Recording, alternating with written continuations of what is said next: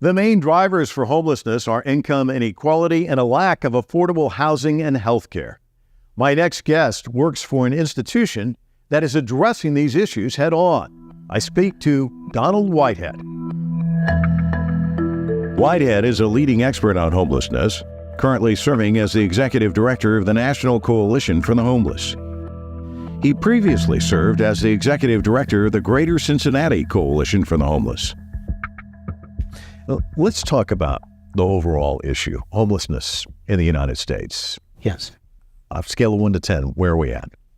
I say that we're probably 1 being the best and 10 being the worst. We're probably at a 7 or 8 at this point. And what's leading to that? So the main cause and the main solution to homelessness is the cause. There's a lot of structural issues, but housing is at the core of that. So we don't have enough affordable housing. We also don't have enough jobs that pay livable wages. In affordable housing, it seems like there are efforts, but they're kind of piecemeal. I mean, you can go into communities where people are trying to raise the funds and stuff, but why put money into that when you can throw up a skyscraper and make a ton of money? I mean, it gets back to kind of capitalism too, right? I mean, it does. It gets back to people having individual mindsets and not worrying about the collective good, if you will. So people used to kind of see the help for those that are less fortunate as a community activity. We don't do that as much anymore. Let me ask you about you, because it seems to me, they say a cat has 9 lives. I feel like you have 2 lives. You have 1 life, and now you have the second life. Can you talk about that road to get to where you are today? It's interesting. It's probably like 3 lives. So I had a lot of success in my early life. I was the prom king. I was Mr. Senior. I was vice president of my senior class. My class voted me most likely to succeed. And then there was the second life, which was active addiction and troubles with all kinds of things. So I became homeless. I lived on the streets of Cincinnati, and I was not someone who you would want to encounter on the street or someone that you would see as redeemable.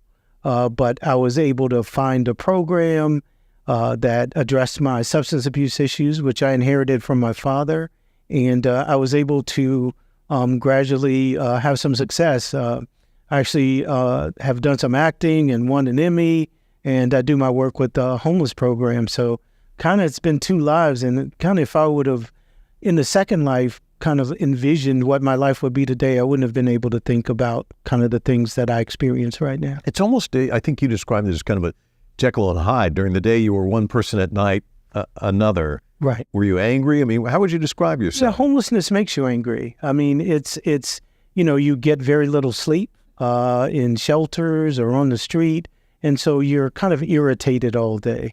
So you're not the most pleasant person. You certainly don't have like good conversational skills for the most part. And just in my experience, I'm not talking about every homeless person because it's a very diverse population. But for me, I was irritable all the time. Not violent in any way, but I just wasn't someone who wanted to engage with other people in the human race.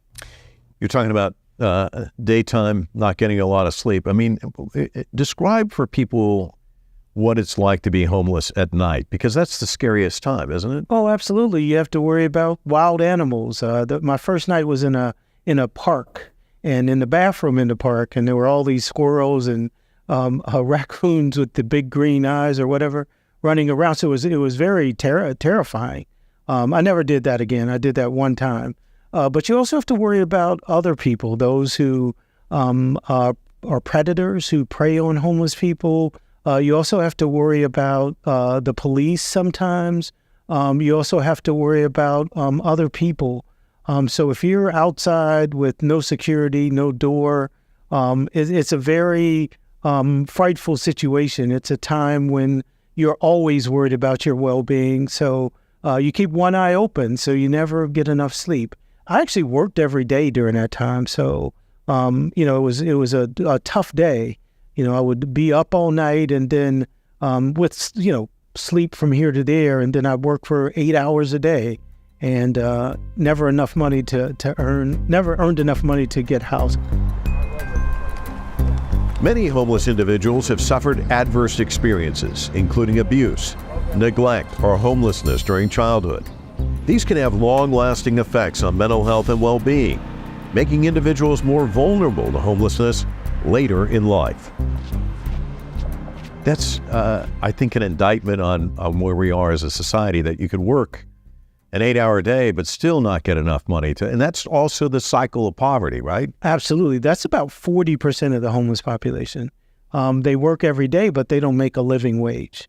So they don't make enough to be able to afford a housing unit. Actually, there was just a study by the National Low-Income Housing Coalition that says there's about 7 million people that don't have enough money to afford their housing at 30% of their income, which the federal government says that you should spend.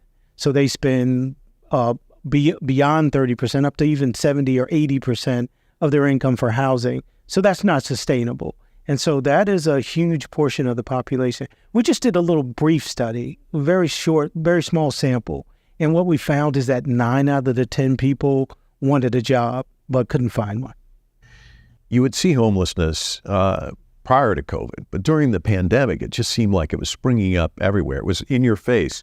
And we've all heard those stories, people were like 3 paychecks away from being homeless. But we really saw that. It was huge, wasn't it? Absolutely. So, especially those that are at the service sector, kind of the engine that moves our economy, but make the lowest wages. So you saw a lot of layoffs there. You saw a lot of people that had taken care of themselves their whole life now be without the income that supported that lifestyle. And so we saw a ton of people evicted. Even though we had an eviction moratorium before that happened, a lot of people were out and homeless. We saw the size of shelters reduced. So a shelter that may have housed 300 people was now housing 200. We did see some intervention. There were hotels that people were buying or renting and putting people in, which actually is a better model, by the way. But we did see, I personally housed 200 people during COVID in a hotel. People who were living on the streets and in the woods and in abandoned buildings. Drug addiction is a contributor. Many cities have seen an increase in the use of fentanyl. This is a potent synthetic opioid drug, 100 times more potent than morphine and 50 times more potent than heroin. Let me ask you about your work at the National Coalition for the Homeless. The mission itself, the work, how would you describe it? So we're a advocacy organization. So we advocate on behalf or with people experiencing homelessness. So our first principle of practice is homeless people should be involved at all levels. I am included in that. I experienced homelessness twice, actually. And so all of our leadership, 40% of our board of directors, 80% of our staff are people with lived experience of homelessness. And so we work on the education of the general public, of our elected officials. We also we provide technical assistance to make sure that some of the nuances that might not be readily available to people making decisions about policy, we make sure that there's quantitative and qualitative information for them to use to be able to shape programs. We provide leadership training for people with lived experience. And we also do some organizing and mobilizing. So when we've made change in our country around homelessness, it's been because people were mobilized and came to D.C. or in their local community. They made elected officials know that it's an important issue. You mentioned lived experience. I saw a quote here, and I want to get your thoughts on this because I think it gets at the heart of what you were talking about. Home is not where you live, but where they understand you. Don't try to drive the homeless into places we find suitable. Help them to survive in places they find suitable, which I think is a really interesting distinction because I think all of us kind of have these cookie cutter beliefs of how we'll just take you, we'll put you here. A lot of times it doesn't work. And it's so having that perspective that you have, how does that inform some of the decisions you make or some of the people you lean on to help? Well, first of all, we know that, people are forced into homelessness and we have to protect their rights because, where you live or where you don't live it should not be how people decide on your worth as a human being. So whether people are in shelters or people are in encampments, their rights should be protected. We have an overwhelming growth of criminalization when it comes to the homeless population. And so we believe that we need the opportunity to help them get to resolution. And we can't do that if they're being arrested and their rights are being discriminated against by both community, law enforcement, and the general public. So we believe in the dignity of human beings and that we have a constitution in the country that should protect anybody, regardless of their housing status. In January, Oregon government officials declared a 90-day state of emergency to address Portland's growing fentanyl crisis. Overdose deaths from synthetic opioids, mainly fentanyl, have increased by 533% between 2018 and 2023 in the county where Portland is located. You get a chance to go and speak to policymakers and politicians and stuff and tell your story.